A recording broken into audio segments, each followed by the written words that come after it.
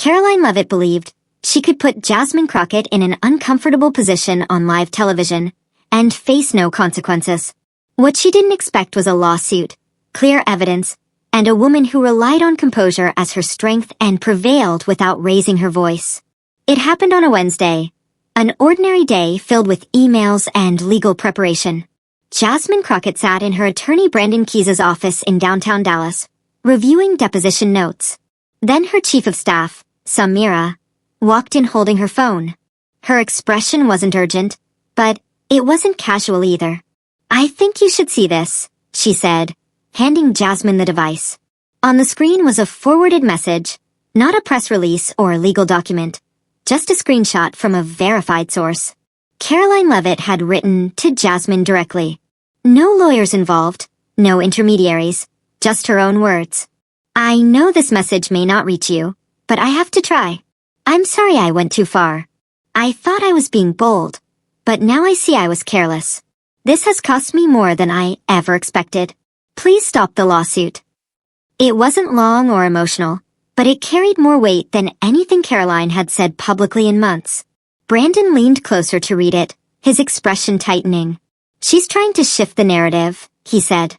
"That's not remorse, it's strategy." Jasmine didn't respond. She simply handed the phone back and said, "Don't leak it.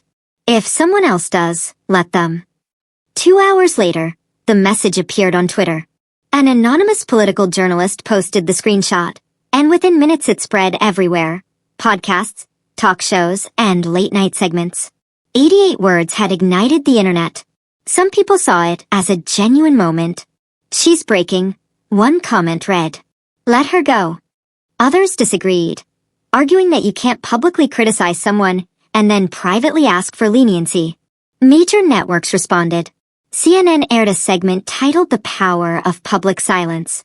MSNBC hosted a panel of former officials. Fox News called the leak an invasion of privacy, but didn't question its authenticity. One thing became obvious. This was no longer just a legal matter. It had become a cultural moment.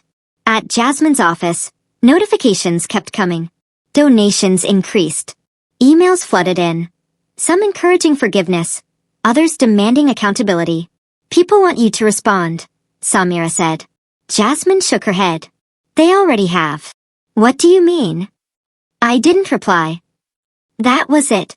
No tweet, no public statement, no press conference, just silence. And that silence spoke more clearly than anything she could have said. Even neutral observers began to take note. A veteran strategist posted, "This isn't restraint. It's discipline. It's power." Meanwhile, Karoline's team was struggling. They hadn't anticipated the leak. Her PR advisor suggested issuing a public statement to show sincerity, but Karoline refused. "They think I'm weak," she said during a Zoom call. "I won't give them that." Her voice slightly faltered. Someone on that call leaked the recording to a journalist in Minneapolis. The next headline read, "I'm not begging. I'm setting boundaries." But the public had already seen the original message, and it came across as a request for leniency. That evening, Jasmine turned off her phone.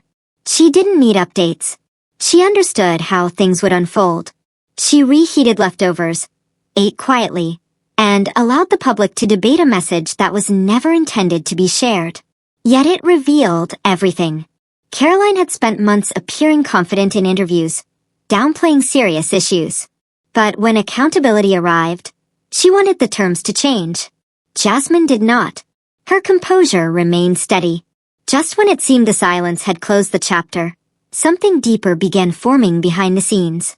Some called it strategy, others described it as grace. To observers, Jasmine Crockett's silence became the central story. 3 days passed, no posts, no leaks, no statements. By the 4th day, the Boston Globe published an opinion piece titled "The Woman Who Said Nothing and Changed Everything." It explored the idea that silence, when intentional, carries meaning, and Jasmine's silence was being discussed everywhere. High school students in Sacramento debated it, in civics classes. A morning show in Phoenix examined the psychology of silence as a form of resistance. A pastor in Birmingham referenced it in a sermon, calling it quiet courage. Jasmine hadn't asked for any of this attention. She continued her work, attending sessions on Capitol Hill and meeting business owners in Dallas. But something had shifted. When she entered a room, people stood straighter. They listened more carefully. Her team noticed the difference as well. Late one night, Brandon placed a stack of news clippings in front of her. "This is what your silence created," he said. Jasmine didn't look at them. "I didn't do it for headlines." "That's why it worked," Brandon replied. Samira added from the corner. "They're calling you the blueprint. Quiet strength, steady presence, that kind of thing." Jasmine raised an eyebrow. "I just didn't respond." Brandon nodded. "And that's exactly why it worked. She kept trying to provoke you. You never reacted. Now she's losing control, trying to justify herself." The leaked message came across as weak and unconvincing. Karoline first said her email was taken out of context, then hours later claimed she never sent it at all. The contradictions only made the situation worse. A body language expert on a national news show reviewed her latest apology video frame by frame. "She's not in control," the expert said. "She appears sincere, but there's no real conviction." Meanwhile, Jasmine remained silent, but the attention around her continued to grow. A group of veterans in Little Rock published an open letter supporting Jasmine's approach. "We've served in places where dignity matters most. Congresswoman Crockett represents that under pressure." In Cleveland, a local artist painted a mural of Jasmine, eyes focused, head slightly tilted, as if she was about to speak, but chose not to. The mural spread quickly online. It wasn't that Jasmine was silent. It was that others had finally paused to listen. Even people who had stayed neutral began to take a position. A former political commentator who once praised Karoline's direct style posted a single line. "There's a difference between edge and harm. Jasmine showed me that." Karoline attempted to respond. She launched a 10-minute live stream titled "The Truth They Don't Want You to Hear." The thumbnail was aggressive, and the tone defensive. In the video, she claimed she was the real victim, saying she had only spoken truths others avoided. But the comment section reflected a different view. One person wrote, "Needed to be said," or "just easy to say when you thought no one would challenge you." Another added, "You had a microphone. She had history." A third commented, "You criticized her. She stayed silent. You reacted first." The silence was doing what Karoline never expected. It was weakening her usual approach. There was no shouting, no exaggeration, no outrage to redirect attention. Only her own words and Jasmine's lack of response reflecting back clearly. During a private meeting with her attorney, Karoline finally showed emotion. "I thought if I apologized, she'd meet me halfway," she said. Eyes red, jaw tense. "She didn't even acknowledge me." Her lawyer paused, then said quietly, "You're not used to being ignored. That's the difference." Karoline looked away and said nothing. Back in Dallas, Jasmine attended her neighborhood church on Sunday morning, quietly taking a seat in the back row. A few people smiled in recognition, but no one approached her. The choir was already singing. After the service, an older man walked up, not for a photo, but simply to say, "Thank you for not lowering yourself." Jasmine nodded slightly. Some things don't deserve a response. He smiled and walked away. While Jasmine maintained her composure, Karoline's professional situation began to decline. This time, it wasn't driven by online reaction. The first serious setback came through an email. A wellness brand in Scottsdale, which had sponsored her podcast for 18 months, sent a termination notice. No warning, no call. Just 4 brief lines in a PDF stating they were no longer comfortable associating with her platform, effective immediately. Her assistant printed the notice and placed it on her desk. Karoline looked at the page, then turned it over, as if avoiding the words might change them. It didn't stop there. That same afternoon, her booking agent canceled a scheduled appearance on a national morning show in San Diego. The producers gave a vague explanation. "We're adjusting our lineup for a different tone." But Karoline understood the message. She had built her reputation on sharp commentary and quick responses. Now that same approach was working against her. The confident smile that once felt precise and controlled no longer had the same effect. What once seemed sharp now appeared distant. What once felt bold now seemed careless. Inside her condo in Portsmouth, New Hampshire, Karoline walked back and forth across the living room. Her phone had grown quiet. Group chats that were once active were now silent. Even her fiancé had started to distance himself, avoiding eye contact at dinner, leaving early for calls that didn't seem necessary. "Why are you acting like I did something terrible?" she asked one evening, her voice controlled. "No cameras this time," he replied with a sigh. "Because you won't admit what you did." "I didn't do anything." He looked at her, stood up, and left the room. Karoline opened the fridge, staring inside, as if it might offer clarity. It didn't. Meanwhile, in Dallas, Jasmine concluded a community meeting at a local school. She never mentioned Karoline, a producer from the political panel, where the situation had originally begun, sent Brandon an email. The subject line read, "For the record." Inside, he confirmed that Karoline's remarks were unscripted and intentionally off-topic.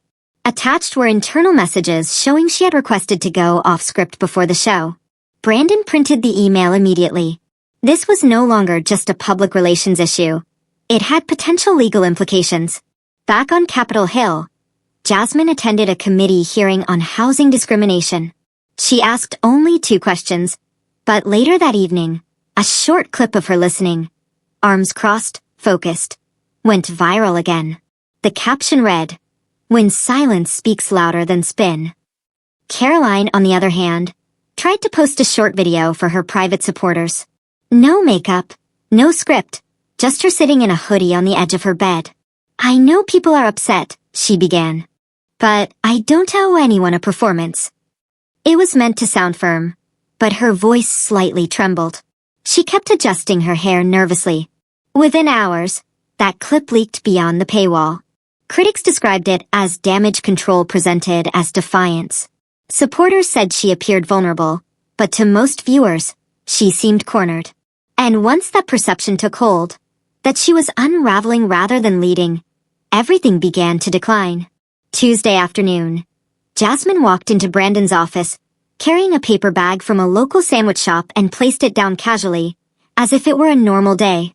The office was quiet, too quiet considering how close the trial date was. Outside, traffic moved steadily along Southern Street. Inside, everything felt paused. Brandon looked up from his notes. "You seem calm." Jasmine shrugged. "I've been through worse." She wasn't wrong. She had faced smear campaigns, difficult donor questions, and even private threats during her first campaign. But this situation was different. Not because it was louder, but because it was clearer. Samira entered holding her tablet. The New York Times wants a quote. "No," Jasmine said, without looking up. "They're saying your silence is a campaign strategy now." "It's not a strategy," Jasmine replied. "It's a boundary." Samira paused, then sat down. "Well, it's working." And it was. Jasmine wasn't appearing on camera, but she remained central in public discussion. Clips of her earlier speeches were resurfacing. Past interviews, where she spoke about leadership, identity, and power, circulated again. Without saying anything new, she had become the focus of the conversation. But behind the scenes, she was far from inactive. "Let's review the witness list," she told Brandon. "I want to know exactly who's testifying and how reliable their statements are." Brandon nodded, sliding a document across the desk. "We have the panel producer, 2 former interns, and a campaign aide from Karoline's 2022 run." "Are they all ready?" Jasmine asked, scanning the list. "Anyone uncertain?" "The assistant was at first," Brandon said. "But after hearing what Karoline said about you on that podcast last week, she called back. She's ready now." "Good," Jasmine replied, not with satisfaction, but with steady confidence. It felt like the final pieces of a puzzle coming together. Samira checked her phone and read aloud. A former conservative donor just published an op-ed, saying the party needs to reconsider what behavior it rewards. Jasmine didn't react. They won't, not until they lose something first. The room went quiet. Brandon leaned back. Do you know what people are starting to say about you? What? That you're the one who never flinches. Jasmine gave a slight smile. I do flinch, just not in public. And she did. At night, when calls slowed and emails stopped, she sat alone in her living room. No staff, no prepared remarks, no composed expression, just silence. She scrolled through her phone, not to post, but to delete messages, comments and DMs that masked criticism as concern. You're better than this. Let it go. Don't give them what they want. She deleted them all because she understood the underlying message. Be quiet, be agreeable, be smaller. But she had already done that for years, smiling through discomfort, staying silent when it cost her, adjusting her words to keep others comfortable. And it was never enough. So this time, she chose not to respond. She simply held her position. Brandon noticed. You're showing people what boundaries look like. I'm showing them what not giving in looks like, she corrected. He leaned forward. Do you ever regret not responding to her message? Jasmine looked at him. It wasn't for me. It was for everyone watching. She didn't want forgiveness. She wanted relief. That line stayed with Brandon all day. He wrote it in the margin of his legal pad and underlined it twice. Later that week, Jasmine visited a small community garden in Oak Cliff. A group of middle school girls waited for her, holding handmade signs and shy smiles. One of them, barely 12, handed her a folded note. Inside it read, "Thank you for not letting them talk to you like you don't matter." Jasmine placed the note in her coat pocket and knelt beside her. What's your name? Amamira. Do you like to write? The girl nodded. Then keep writing. Tell stories that speak the truth. Amamira smiled. Jasmine stood, and from a distance, Samira watched quietly. No words were needed. As Jasmine's calm approach became a symbol, Karoline prepared one final attempt to reshape the narrative. By the end of the week, everything would shift again. Jasmine Crockett had become something no one, especially Karoline, expected. A symbol not only of resistance, but of thoughtful and deliberate leadership. In Santa Fe, a civics teacher paused her class to discuss public accountability. She projected Jasmine's quote on the board. It wasn't about forgiveness. It was about relief. Then she asked her students, what do we expect from those who cross the line? In Portland, a local bookstore created a display titled Speak Truth Without Yelling. The first book featured was a biography of Shirley Chisholm. Next to it was a printed transcript of Jasmine's now viral congressional speech from 2 years earlier. None of this was planned, but that's how momentum works. Sometimes you don't build it. It builds around you. Jasmine never changed her tone or message, and that consistency earned trust.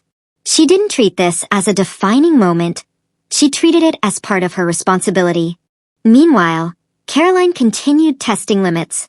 After a few days of silence, she appeared on a smaller conservative talk show based in Boise. The setup was simple. A low-quality camera, a large flag in the background, one host, one guest, and no visible production team. The host leaned forward and said, "Some people think you said what others are afraid to say, especially about Jasmine Crockett. Some say the race narrative is getting old." Karoline laughed, then replied, "Well, I won't say you're wrong." That brief moment was enough. By morning, the clip had spread widely across multiple platforms. People weren't surprised. They were tired. Tired of watching someone repeat the same stance while claiming to be the victim. Tired of seeing sarcasm presented as honesty. Tired of treating something personal as purely political. Brandon watched the clip twice, then forwarded it to Jasmine without comment. He didn't need to explain. Later that day, an editor from the Los Angeles Tribune called. "We're pulling the op-ed we planned to run from Karoline's team," the editor said. "We can't support it anymore." Brandon thanked them and ended the call without reaction. Back in Dallas, Jasmine sat at a round table with social workers. No one mentioned the lawsuit, just as she preferred. After the meeting, an older woman approached her. Her hair showed streaks of gray, her expression tired. She didn't ask for a photo. Instead, she held out her phone showing the Boise clip. "She said this last night," the woman said quietly. And I thought about my daughter, about how she's watching this, about how I saw the same thing happen to me and my mother before me. Jasmine looked at the screen. I understand, she said. But she's not our focus. Then what is? The woman asked. Making sure we don't forget the cost. Jasmine got into her car and sat quietly for a moment before driving away. Her phone buzzed again, another reporter requesting a statement. She turned it face down and kept driving. But the fallout was just beginning. Within 24 hours, the situation shifted again. 2 more brands ended their partnerships with Karoline, one a subscription-based skincare company, the other a startup that had featured her in a national campaign. Neither released a statement. They simply removed her images from their websites and moved forward. Even Western Ledger, a conservative publication that had supported her from the beginning, quietly ended her weekly column. An insider told reporters, she's become more of a liability than a voice. Still, Karoline continued. She began posting short-form videos on her own channel, self-edited clips filmed in her kitchen. In one of them, she said, "They want me silenced, but I'm not going anywhere." The comments were mixed, but fewer than before. Engagement was declining. Sponsors stopped responding, and supporters who once repeated her words were no longer active. This was no longer just about losing opportunities, it was about losing relevance. While Karoline struggled to remain visible, Jasmine was being observed more closely than ever. Then, unexpectedly, something shifted everything. It was a quiet Sunday morning in San Antonio when Brandon received a call that made him sit upright. The number was unfamiliar, but the voice was calm and direct. "My name is Tasha Denton. I worked for Karoline during her last congressional campaign. I have something your team needs to review." Brandon didn't ask questions. He provided a secure inbox and asked her to send the material. 10 minutes later, an email arrived with attached documents, campaign preparation sheets, color-coded notes, pre-written responses, and one section titled, "Lines to Disrupt Progressive Women of Color." One line stood out. If she talks about race, accuse her of playing the victim. Shift to personal responsibility. Don't let her control the tone. Brandon printed the document quietly, then called Jasmine. "This isn't just careless anymore," he said. "It was planned." Jasmine didn't ask to see the evidence. She trusted him. "Keep building," she said. And he did. The legal team was already strong, but now its foundation was clear.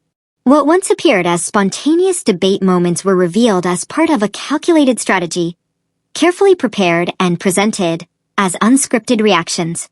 Later that evening, another email arrived from a producer who had worked with Karoline on a political talk show 2 years earlier.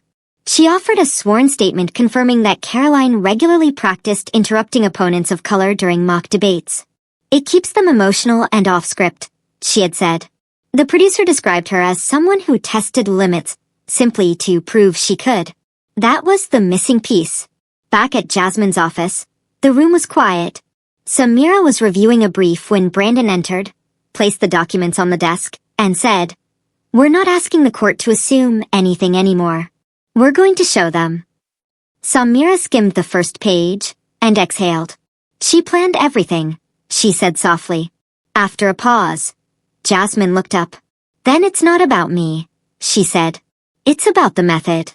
That night, Jasmine sat in her kitchen, holding a cup of tea she had forgotten to drink. She wasn't thinking about Karoline anymore. She was thinking about the next person who might face the same treatment, the one expected to remain composed through disrespect, the one forced to adjust her tone just to be accepted. This was no longer personal. It was systemic. Meanwhile, Karoline prepared another live segment. She still had access to smaller platforms, spaces where strong reactions still gained attention. She went live just before midnight. Her hair was tied back, the flag behind her slightly uneven. Looking into the camera, she said, "You can cancel a person, but you can't cancel the truth." Then she gave the same expression she had used before, but this time, it didn't connect. Within hours, the video was reposted alongside the leaked campaign strategy notes, her words aligned with documents explaining them. By noon, the side-by-side clip had reached over 4 million views. The Guardian ran the headline, "At best, This was never a slip. It was a script. Public opinion shifted quickly. Even those who had stayed neutral began to form conclusions. A college student from Tulsa posted, "This wasn't a mistake. It was intentional." In Sacramento, a group of high school seniors launched a podcast titled How Power Protects Itself, using the leaked notes as their first case study. Jasmine didn't repost or comment, but someone printed the transcript and placed it on her desk. She read every line. Samira, watching closely, asked, "Do you want to respond now?" Jasmine shook her head. "Not yet." Brandon, standing nearby, smiled slightly. "She just gave us her defense, and she doesn't even realize it." Eventually, Karoline did realize. 2 days later, she called a team meeting. Only 3 people attended. A new assistant, her publicist intern, and 1 longtime staff member. She sat at the head of a long table that now felt too large. "They're turning everything against me," she said, looking at the small group. No one responded. She lowered her voice. "I didn't expect it to go this far." But it already had. And the next development wouldn't come from her. It would come privately, carrying a figure that would surprise everyone. By the time Karoline's name disappeared from the lineup of a major conservative speaking tour in Kansas City, it was too late to reframe the situation. Organizers didn't release a statement. They simply removed her image from the website and informed attendees that the schedule had changed. Reporters understood what that meant, and so did Karoline. She called one of her last remaining media contacts, someone she had worked with in 2020. "Can you help me get ahead of this?" she asked, trying to keep her tone steady. There was a pause before the reply. "You'd have to say something true for that." Then the line disconnected. Back in Dallas, Jasmine's legal team finalized the brief. 63 pages without spin or exaggeration, just facts, documented behavior, emails, internal notes, and sworn statements from 4 former collaborators. All of it pointed to a deliberate pattern of provocation and targeted humiliation. Jasmine sat across from Brandon, reviewing the pages. Karoline Leavitt believed she could put Jasmine Crockett in an uncomfortable position on live television and move on without consequences. What she hadn't expected was clear, well-supported evidence, and a woman who relied on composure, not conflict, as her strength. It was a Wednesday, an ordinary day. Emails were being sent, court preparation was ongoing, and Jasmine was reviewing deposition notes with her attorney, Brandon Keyes, in his downtown Dallas office. Then Samira, her chief of staff, walked in holding her phone. Her expression wasn't urgent, but it wasn't casual either. "I think you should see this," she said, handing it over. On the screen was a forwarded message, not a press release or a legal document, just a screenshot from a verified account. Karoline Leavitt had written directly to Jasmine. No lawyers involved, no filters. "I know this message might not reach you, but I have to try. I'm sorry I went too far. I thought I was being bold, but now I see I was careless. This has cost me more than I expected. I'm asking you to stop the lawsuit, please." It wasn't dramatic or long, but it carried more weight than anything Karoline had said publicly in months. Brandon leaned in, reading carefully. "She's trying to shift the narrative," he said. "This isn't remorse, it's strategy." Jasmine didn't respond. She simply handed the phone back. "Don't leak it," she said. "If someone else does, let them." 2 hours later, the message appeared on Twitter. An anonymous political journalist posted the screenshot. Within minutes, it was trending, discussed on podcasts and late-night panels. That single 88-word message spread rapidly online. Some described it as a human moment. "She's breaking," one user wrote. "Let her go." Others disagreed. You can't publicly criticize someone and then privately ask for relief. Major networks responded. CNN aired a segment titled "The Power of Public Silence." MSNBC hosted a panel of former officials to analyze the situation. Fox News called the leak a violation of privacy, but didn't question its authenticity. One thing became clear. This was no longer just a legal case. It had become a broader cultural moment. Back in Jasmine's office, Samira sat beside her as notifications increased. Donations rose. Messages filled inboxes, some asking for forgiveness, others calling for accountability. People want a response, Samira said quietly. Jasmine shook her head. They already have it. What do you mean? I didn't reply. No tweet, no public statement, just silence. And that silence communicated more than any response could. Even groups that had remained neutral began to react. A political strategist from Philadelphia posted, "This isn't just restraint. It's discipline. It's power." Meanwhile, Karoline's team was under pressure. They hadn't expected the leak. Her PR advisor urged her to release a statement to appear more sincere, but Karoline refused. "They think I'm weak. I won't give them that," she said during a Zoom call. Her voice slightly unsteady. Someone on that call leaked the audio to a journalist in Minneapolis. The quote became a headline. "I'm not begging. I'm setting boundaries." But the public had already seen the message, and it appeared as a request for leniency. That night, Jasmine turned off her phone. She didn't need to follow the reactions. She already understood how it would unfold. She reheated leftovers, sat at her kitchen table, and allowed the silence to carry her message.